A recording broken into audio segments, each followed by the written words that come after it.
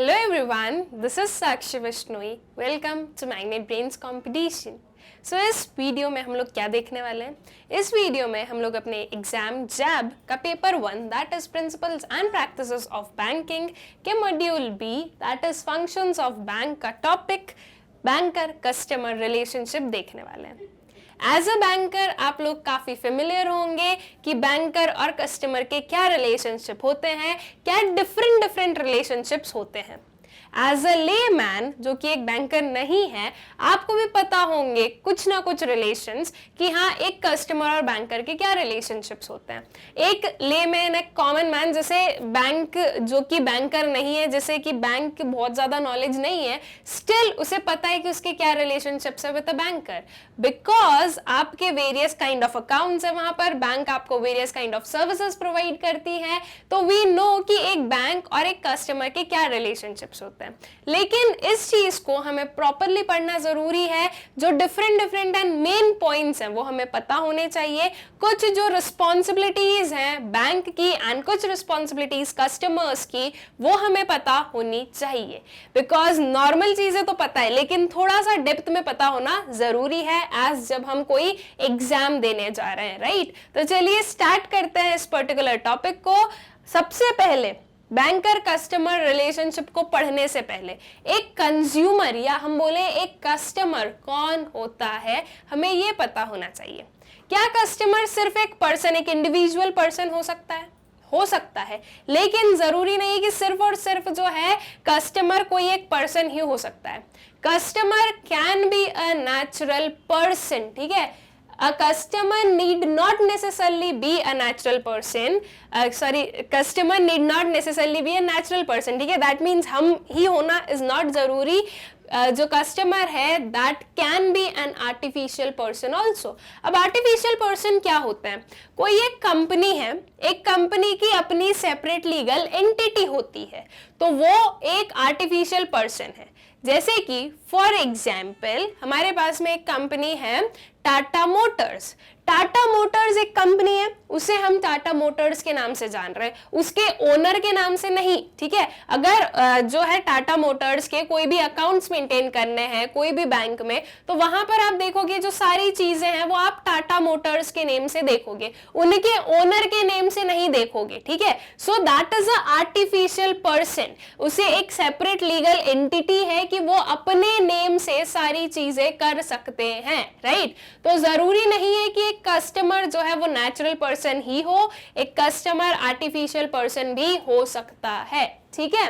A firm, joint stock company, a society or any separate legal entity may be a customer. According to Section 45Z of Banking Regulation Act 1949, this clarifies customer includes the government department and a corporation incorporated by or under any law. ठीक है. Apart from this, जो joint stock company हो गई, firms हो गए, कोई भी एक सोसाइटी, कोई भी एक सेपरेट लीगल एंटिटी, एक इंडिविजुअल पर्सन, इन सब के अलावा कोई भी गवर्नमेंट डिपार्टमेंट जो है वो भी आपके कस्टमर का पार्ट होता है. साथ ही साथ कोई भी कॉर्पोरेशन जो कि इनकॉर्पोरेट हुआ है अंडर लॉ और बाय लॉ, तो वो जो है कस्टमर कहला सकते हैं, ठीक है. दैट मींस वो सारी चीजें जो कि लॉ के अंदर है, जो कि लीगली जैसे कि स्टेटस गिवन है कि वो अपना खुद का नेम यूज कर सकते हैं, they don't need the name of a natural person, वो सारे लोग, वो सारी चीजें, वो सारी फर्म्स, वो सारे कॉर्पोरेशन क्या होते हैं? कस्टमर होते हैं. All right, so I guess customer कौन हो सकते हैं ये क्लियर है. देन आगे चलते हैं. Banker customer relationship is contractual. It follows जो एक बैंकर और एक कस्टमर का रिलेशनशिप होता है वो कैसा होता है? कॉन्ट्रैक्चुअल होता है. कॉन्ट्रैक्चुअल कैसा होता है? देखो सिंपल सी चीज है.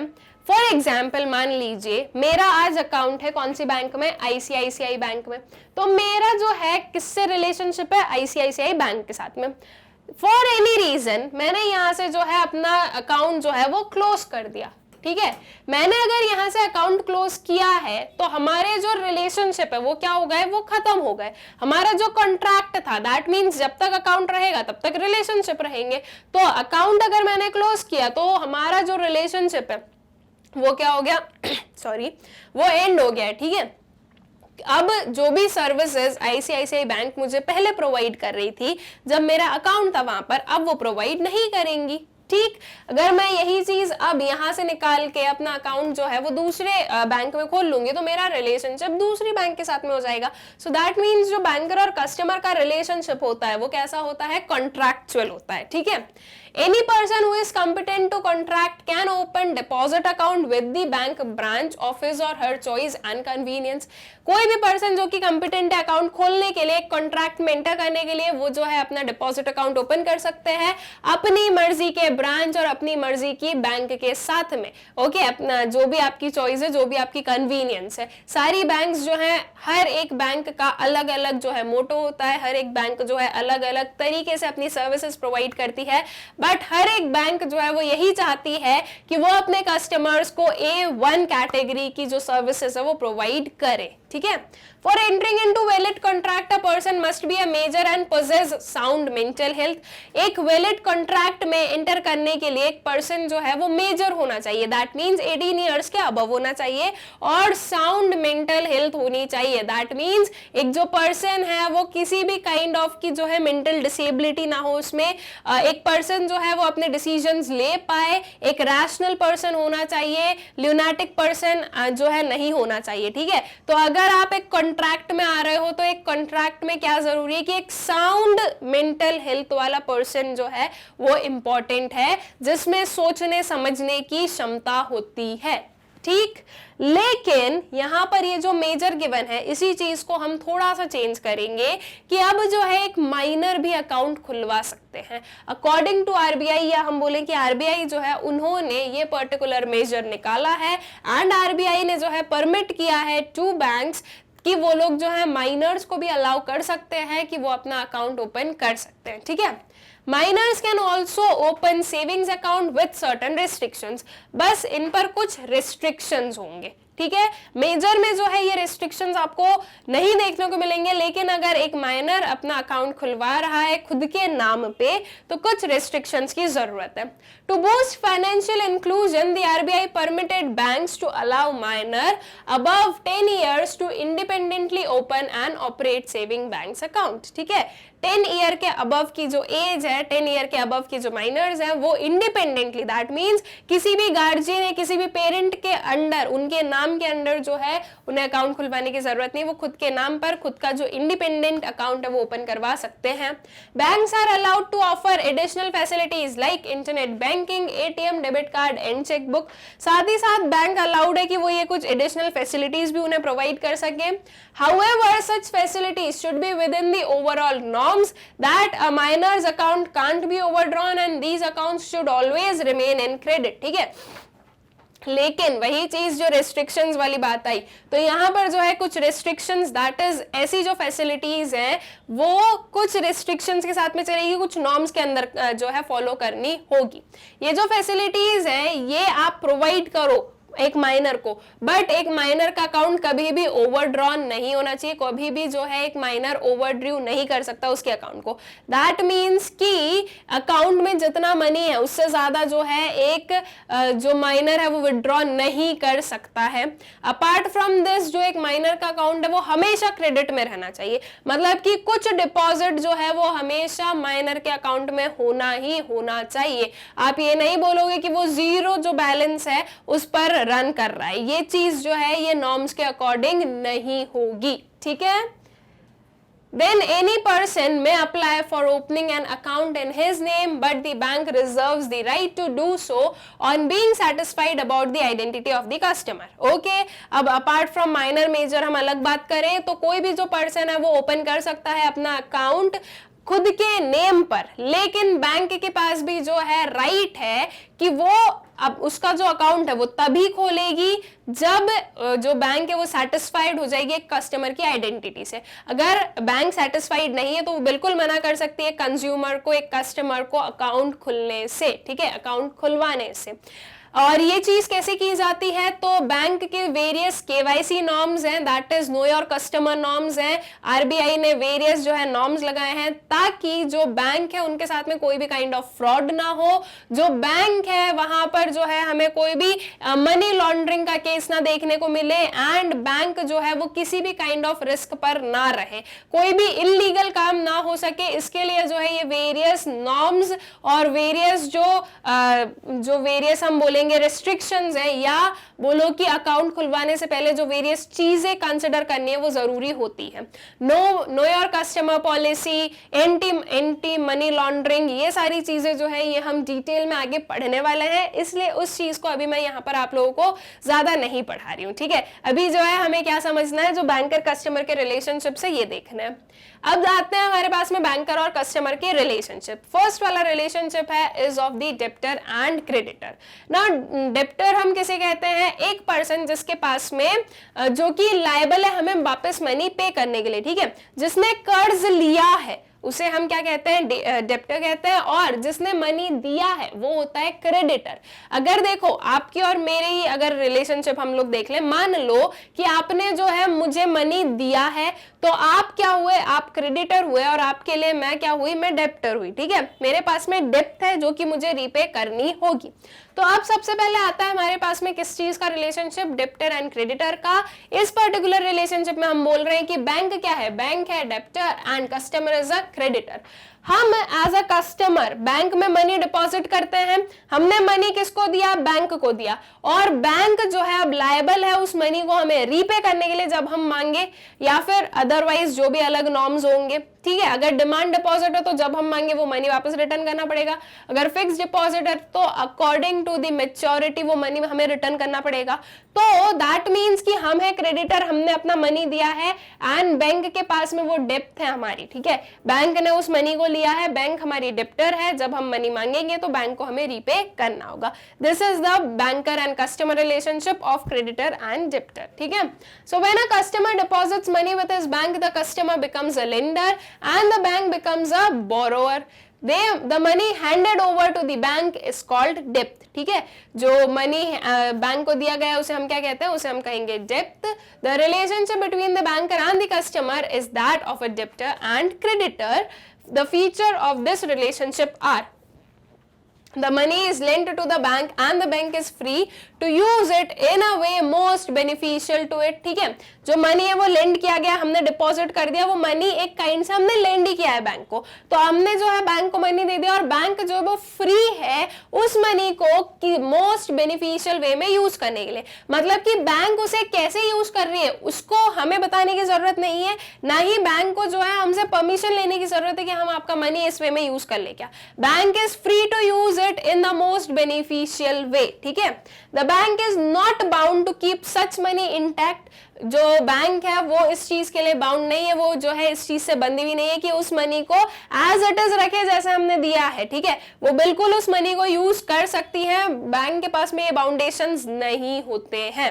It is not bound to return the notes and coins of same denominations as it was deposited. हमने जिस डिनोमिनेशन में डिपॉजिट किए हैं उसी सेम डिनोमिनेशन में बैंक को जो है हमें वापस रीपे करने की जरूरत नहीं है। जैसे कि मैंने 1000 रुपीज दिए 100 के नोट्स, तो जरूरी नहीं है कि मुझे बैंक जो है वापस जब रीपे करेगी तो मुझे 100 के नोट्स ही देने वाली है। बैंक मुझे 500 के 2 नोट्स दे देंगी, या 500 200 200 100 के नोट्स दे देंगी, ठीक है। तो इस वे में जो है बैंक रिटर्न करेंगी, मतलब कि जिस भी डिनोमिनेशन में हम दे रहे हैं जरूरी नहीं है और बिल्कुल भी कंपलसरी नहीं है कि बैंक हमें सेम डिनोमिनेशन में क्या करे, मनी को रिटर्न करे, ठीक। Then demand of payment should be made by the customer. The banker is not required to repay the debt voluntarily, unlike in the case of commercial debt, ठीक है। जो demand है पेमेंट का वो customer करेगा, जो बैंक है वो अपने आप से उस मनी को रीपे करने की कोई जरूरत नहीं और ना ही वो कभी रीपे करेगी, accept in the case of commercial डेब्ट, ठीक है। जो हमारे नॉर्मल डिपॉजिट्स वगैरह हैं अगर वो हम देते हैं बैंक को, तो जब हम डिमांड करेंगे तभी उस मनी को उस मनी जो वो मनी है वो बैंक हमें वापस देगी। अदरवाइज बैंक जो है वो हमें खुद से अपनी मर्जी से वो मनी जो है वो रिटर्न नहीं करेगी, ठीक है। The demand should be made in proper manner, demand आपको प्रॉपर मैनर में करनी होगी. The customer should demand payment not verbally or by any mere telephone call but by a cheque, draft, withdrawal form, order or otherwise. Obviously चीज है, हम कभी भी जो है अगर एज अ कस्टमर अगर हम लोग जाते हैं बैंक में तो हम ऐसे नहीं बोलते हैं कि सर हमें जो है 500 रुपीज दे दीजिए या हमें जो है 10,000 रुपीज दे दीजिए हमारे जो है अकाउंट में से. ऐसा हम कभी नहीं बोलते हैं. हम प्रॉपर जो अगर बैंक में जाएंगे और अगर हमें मनी चाहिए तो हम प्रॉपर चेक उसका जो है लिख कर आएंगे कि इस अकाउंट से इस नेम, ये अकाउंट होल्डर का नेम है, ये अकाउंट नंबर है, हमें जो है इस पर्टिकुलर अमाउंट क्या चाहिए, ये पर्टिकुलर अमाउंट हमें उस बैंक उस अकाउंट से चाहिए, हम चेक डिपॉजिट करेंगे और हमें जो है मनी मिलेगा. तो प्रॉपर फॉर्म्स होते हैं. ठीक है. अदरवाइज आप अगर एटीएम यूज कर रहे हो तो आप प्रॉपर जो है आपका पिन वगैरह यूज करोगे, आपका कार्ड यूज करोगे. सो दैट मीन्स कि आप वर्बली या ओवर अ कॉल या ऐसे ही जो है नहीं बोलोगे कि हमें वापस जो है मनी रिटर्न कीजिए, और ना ही ऐसे बैंक आपको देगी. ठीक है. Further demand should be made during the working days and working hours under section 25 and 65 of Negotiable Instruments Act 1881 respectively. ठीक है. और ये जो डिमांड है, रीपेमेंट की डिमांड है, ये कब की जाएगी? Working days and working hours में. अगर आप वर्किंग डेज पर नहीं गए हो आपका जो है मनी वापस लेने के लिए तो आप हॉलीडेज पर नहीं जा सकते हो. और also the working hours are important. और ये कौन सा सेक्शन बोल रहा है? सेक्शन 25 एंड सेक्शन 65 जो है of the negotiable instruments act 1881. ठीक है. For the monies deposited, the creditor, that is customer, does not call for any security from the debtor, that is bank, as in the case of commercial debts. ठीक है. और अगर हमने जो है हम लोग जो भी मनी डिपॉजिट करते हैं उसके लिए हम लोग बैंक से कोई भी काइंड ऑफ का सिक्योरिटी नहीं मांगते हैं. ठीक है. हम कोई भी काइंड ऑफ मॉर्गेज नहीं रखते हैं बैंक की कि नहीं नहीं हमने मनी डिपॉजिट किया, आप हमें जो है एज अ सिक्योरिटी कुछ दीजिए. तो ये चीज भी आई गेस क्लियर है, except for in the form of commercial dips. ठीक है. कमर्शियल डिप्स में ये चीज फॉलो की जाती है. ठीक.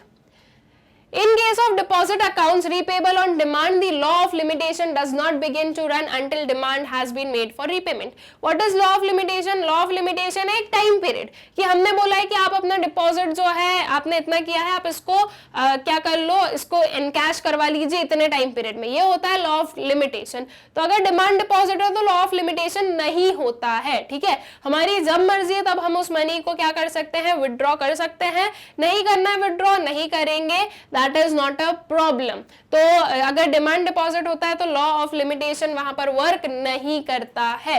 बट अगर फिक्स्ड डिपॉजिट का केस है तो यहाँ पर जो है normally the deposit receipt must be produced on or after the due date of deposit and the production of receipt it is in the nature of demand and hence the law of demand the law of limitation begins to run from the date on which the receipt is produced. ठीक है.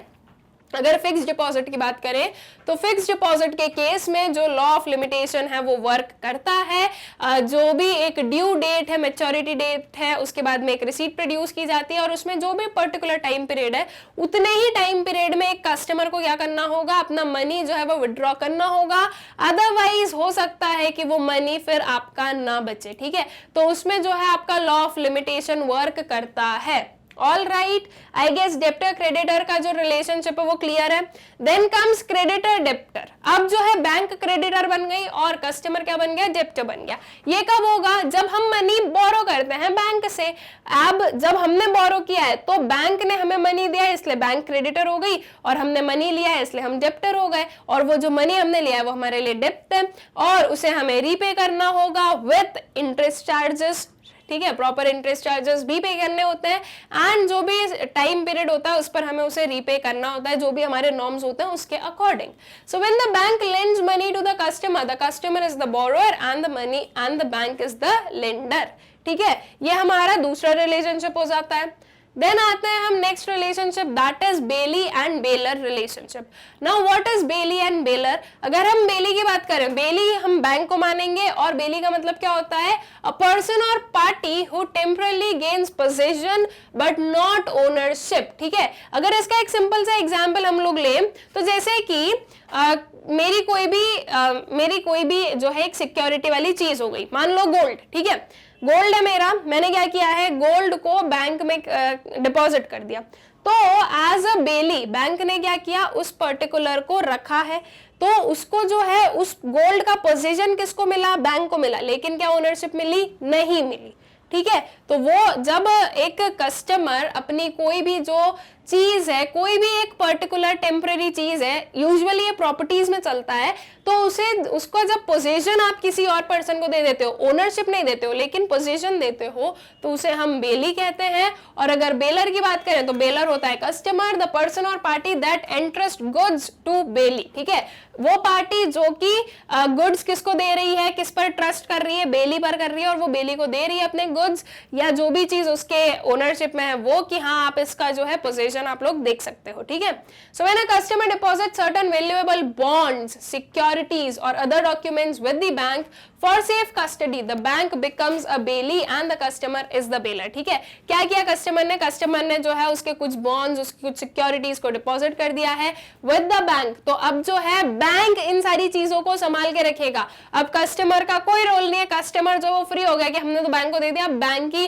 जो है दिक्कत है, उसका headache है कि उसको ये सारी चीजें संभाल के रखनी है। लेकिन उस सब का ओनर कौन है, कस्टमर ही है। दैट मींस एक जो बैंक है उसे क्या मिला है, उसे उन सारी चीजों का पोजीशन मिला है, उसके पास में वो सारी चीजें हैं, लेकिन ओनर बैंक नहीं होगा। ठीक है, तो ये होता है बेलर एंड बेली का रिलेशनशिप। ठीक है, then comes agent and principal relationship. अब एजेंट और प्रिंसिपल क्या है ये समझते हैं। एजेंट यहाँ पर है बैंक एंड प्रिंसिपल कौन है, प्रिंसिपल है customer. So in agent principal relationship the agent acts on behalf of the principal and should not have a conflict of interest in carrying out the act. ठीक है, अब बहुत सारी चीजें हैं जो कि हम लोग बैंक को दे देते हैं, जैसे कि आज की डेट में आप लोग देखोगे कि वेरियस जो है बैंक सर्विसेज प्रोवाइड करती है कि हम आपके बिल्स पे कर देंगे, हम आपके बिहाफ में ये पर्टिकुलर इंटरेस्ट पे कर देंगे, आपने कोई लोन लिया है आपके बिहाफ में, आपके अकाउंट से इतना अमाउंट हम खुद डिडक्ट कर लेंगे, राइट। तो ये जो है ये क्या है, या इस रिलेशनशिप को हम क्या कहेंगे, इस रिलेशनशिप में बैंक जो है वो हमारा एजेंट बन गया। ठीक है, बैंक ने बोला कि आप बस इंस्ट्रक्शंस दे दो, एक बार आप इंस्ट्रक्शंस दे दीजिए, दैट इज हम लोग as a customer, as a principal अगर हमने इंस्ट्रक्शंस दे दिए तो बैंक जो है हमारे बिहाफ में वर्क करने वाला है। ठीक है, हमारे बिहाफ में वेरियस बिल्स पे कर देंगे, वेरियस बिल्स जो है वो कलेक्ट कर लेंगे बैंक। तो जब बैंक हमारे बिहाफ में काम कर रहा है तो दैट इज द एजेंट, और हम है क्या, हम है प्रिंसिपल। ठीक है, so as an agent bank renders various services like collection of cheques and bills, paying electricity bills, telephone bills, insurance premium etcetera.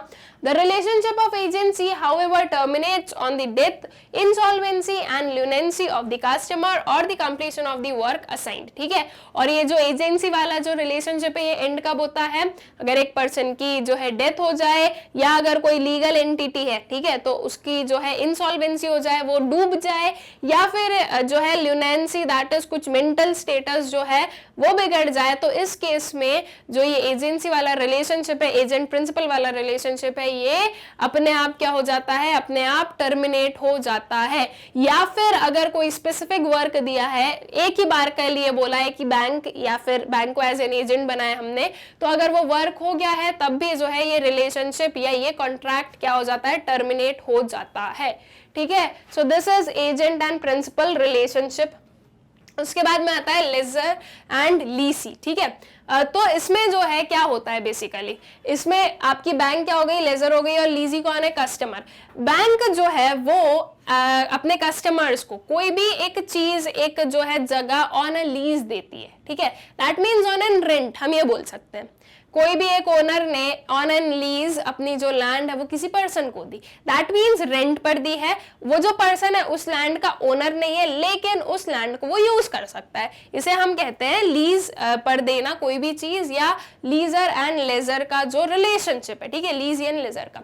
अब इसमें बेसिकली जो आपका बहुत ही सिंपल से एग्जाम्पल हम ले सकते हैं, that is security lockers. Bank ने अपनी जो बैंक है उसमें लॉकर प्रोवाइड किया, ठीक है, कि कस्टमर को कि आप आपके जो भी वैल्यूएबल्स है इसमें रख लीजिए, और इसकी जो चाबी है वो आपको अगर रखनी है तो रख लो, यहाँ पर डिपॉजिट करनी है, वो चीज रहती है। ठीक है, तो जो बैंक है उसने क्या किया, उसने अपनी प्लेस लीज पर दी है कस्टमर को, तो ये एक सर्विस प्रोवाइड की गई। और यहाँ पर जो बैंक होती है, अगर बैंक की कोई भी नेग्लिजेंस की वजह से अगर कोई भी दिक्कत हुई है उस पर्टिकुलर लॉकर की चीजों में, तो बैंक जो है वो लायबल होती है कोई भी काइंड ऑफ रीपेमेंट करने के लिए या कोई भी काइंड ऑफ जो है पेनाल्टी पे करने के लिए। बट अगर उस चीज में कोई भी दिक्कत हुई है, कुछ भी काइंड ऑफ की जो है डिफरेंस देखने को मिला है कस्टमर को, तो कस्टमर बैंक को नहीं बोल सकता अगर बैंक उसके लिए जो है, अगर बैंक की नेग्लिजेंस की वजह से नहीं हुई है तो, ठीक है। फिर उसमें जो है कस्टमर खुद ही क्या होता है, रिस्पॉन्सिबल होता है। तो a lessor is the owner of an asset that is leased or rented to another party known as leasee, ठीक है। एक जो लेजर होता है वो क्या होता है, वो ओनर होता है असेट का, किस कौन से असेट का, जो कि लीज की गई है, रेंट दी गई है अनदर पार्टी को, और उस पार्टी को हम कहते हैं lessee. The bank provide safe deposit locker to the customer who hire them on lease basis, ठीक है। ये देखो वही एग्जांपल कि जो बैंक है वो क्या प्रोवाइड कर रही है, सेफ डिपॉजिट लॉकर प्रोवाइड कर रही है अपने कस्टमर्स को जो कि हायर करते हैं उन वो जो हमारे डिपॉजिट लॉकर्स है उन्हें हायर करते हैं लीज बेसिस पर, दैट इज रेंट के बेसिस पर। In certain banks this relationship is termed as licences and licensee, ठीक है। यही पर्टिकुलर रिलेशनशिप को कुछ बैंक्स में किस नेम से जाना जाता है, लाइसेंसेस एंड लाइसेंसी के नाम से, ठीक है। The bank is not responsible for any loss that arises to the lessee in this form of transaction except due to negligence of that bank, ठीक है। अगर नेग्लिजेंस की वजह से हुई है तो बैंक रिस्पॉन्सिबल है, लेकिन अगर बैंक की नेग्लिजेंस की, बैंक ने कोई नेग्लिजेंस नहीं है या बैंक की नेग्लिजेंस नहीं थी फिर भी अगर कोई दिक्कत आई है तो इस केस में कस्टमर खुद रिस्पॉन्सिबल है, इसमें जो है बैंक रिस्पॉन्सिबल नहीं होती है, ठीक। सो आई गेस लेजर एंड लीजी का जो रिलेशनशिप है ये भी क्लियर हो गया है। फिर आते हैं नेक्स्ट वाले रिलेशनशिप पर, इंडेमनीफायर एंड इंडेमनीफाइड। अब इंडेमनीफायर और इंडेमनीफाइड के बीच का जो रिलेशनशिप होता है उसे कहा जाता है कॉन्ट्रैक्ट ऑफ इंडेमनिटी, ठीक है। इन दोनों के बीच का जो कॉन्ट्रैक्ट है होता क्या है ये देखते हैं। An indemnity contract is a legal arrangement between two parties in which one party agrees to pay another party for a loss or harm that meets certain requirements and conditions unless other circumstances are specified, ठीक है। Contract of indemnity एक ऐसा contract है जिसमें कि ये specify किया जाता है कि जो दो पार्टीज है उसमें एक इंडेमनीफायर होगा एक इंडेमनीफाइड होगा, ठीक है। जो दो पार्टीज हैं उनका आपस में क्या कॉन्ट्रैक्ट हुआ रहता है कि अगर आपकी वजह से कोई भी हार्म हुआ है, कोई भी काइंड ऑफ जो है दिक्कत हुई है, तो आप उस चीज के लिए पेनाल्टी पे करने वाले हो मुझे वापस। अब इस केस में कुछ टाइम के लिए या हम बोले कुछ केसेस में बैंक आपकी जो है वो इंडेमनीफायर बन जाती है, कुछ केसेस में कस्टमर इंडेमनीफायर बन जाते हैं, और ये जो है वेरियस स्पेसिफिक जो है सर्कमस्टेंसेस और कुछ जो सर्टेन रिक्वायरमेंट्स है उसके अंदर होता है कि कौन इंडेमनीफायर कौन इंडेमनीफाइड, ठीक है। अब ये समझ लेते हैं कि इंडेमनीफायर हम किसे कहेंगे एंड इंडेमनीफाइड हम किसे कहेंगे। So there are two parties, the indemnifier, the promiser who agrees to make up the damage cause to the other group, ठीक है। जिसने ये प्रॉमिस किया है, या हम ये बोलेंगे कि एक प्रॉमिसर जिसने कि ये बोला है कि अगर कोई भी हार्म होता है तो मैं उसके लिए रीपे करूंगा, तो वो हो जाता है इंडेमनीफायर। और इंडेमनीफाइड क्या हो गया, जो एक अदर पर्सन है जिसको ये प्रॉमिस किया गया है वो इंडेमनीफाइड हो जाएगा। So the person who is assured of compensation for the damage incurred if any is referred to as indemnity holder और इंडेमनीफाइड। फॉर एग्जाम्पल ये समझो कि इंडेमनीफायर कौन है, कस्टमर है, ठीक है। इसका एग्जाम्पल लेते हैं और प्रॉपर्ली समझ लेते हैं। और इस केस में जो इंडेमनीफाइड है वो कौन है, बैंक है। अब कस्टमर ने जो है एक चेक प्रेजेंट किया है और वो जो चेक है उसमें कोई दिक्कत है, उस चेक में मान लो कोई भी काइंड ऑफ डुप्लीकेसी है या कुछ ऐसा कुछ भी है, ठीक है।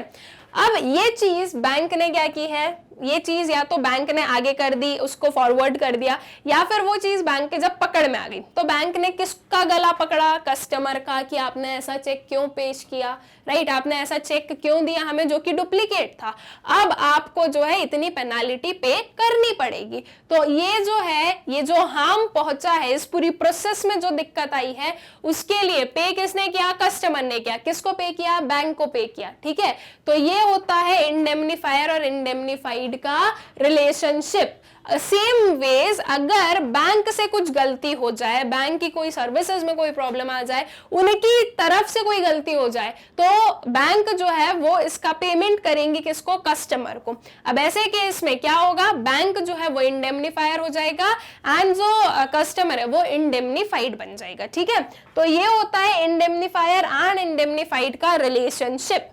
So in the case of banking, this relationship happens in transactions of issue of duplicate demand draft, fix deposit receipt etcetera. ठीक है, डुप्लीकेट डिमांड ड्राफ्ट प्रोवाइड कर दिया, प्रेजेंट कर दिया, डुप्लीकेट जो है फिक्स रिसीट, फिक्स डिपॉजिट की receipt जो है वो क्या कर दी है? इशू कर दी गई है। तो इस केस में, ऐसी केसेस में क्या हो रहा है कि कोई ना कोई प्रॉब्लम अराइज हो रही है, तो अब जो है इसके लिए किसी ना किसी को तो पेमेंट करना ही पड़ेगा, राइट? तो जिसकी वजह से हुआ है वो इसका पेमेंट करने वाला है। ठीक है, so the underlining point in these cases is that either party will compensate the other for any loss arising from the wrong और एक्सेस पेमेंट। ठीक है, तो इसका जो अंडरलाइनिंग पॉइंट है वो क्या है कि ऐसे केसेस में दोनों पार्टीज में से कोई भी एक पार्टी जो है वो दूसरे को क्या करेगी? पेमेंट करेंगी।